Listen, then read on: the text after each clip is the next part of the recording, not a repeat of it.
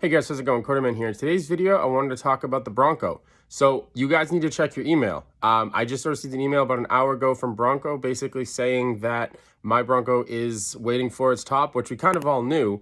But the good news is that it actually will get it this month, and then I will get some delivery estimates as far as when I'll actually receive this thing.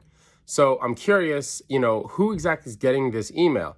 Now, I know it's going to be people that have the molded in color top, but I'm curious, is it two-door and four-door owners? Are they really being true to their honesty about, they're going to be giving the oldest reservations first crack? Honestly, I've already seen some MIC 2.0s on the street, so I don't really believe it. So I'm curious, have you guys received this email? And if you have, I'd love to hear what your build details are. Definitely leave them in the comments below. So here you can see from the email, they're basically just telling me that my, really just a Bronco order update. And really what it comes down to is that it's getting a new top, which I know. Right now it's sitting on dirt mountain, which for those who don't know is basically a dirt parking lot nearby the production plant where they're actually just sitting outside. Which as somebody who likes to take care of their cars, I'm not really super thrilled about that. And quite frankly, I almost wish that Ford would give me an email that says, hey, we're going to give you an out.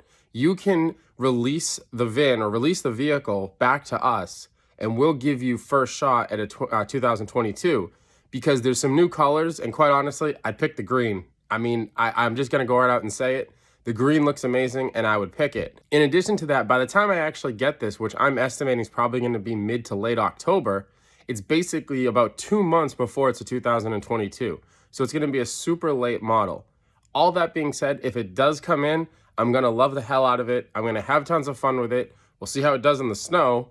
And, my plans for like camping and things like that probably going to be put on hold, as I don't really enjoy sleeping outside in the snow. But I'm still going to do a bunch of really cool things with it.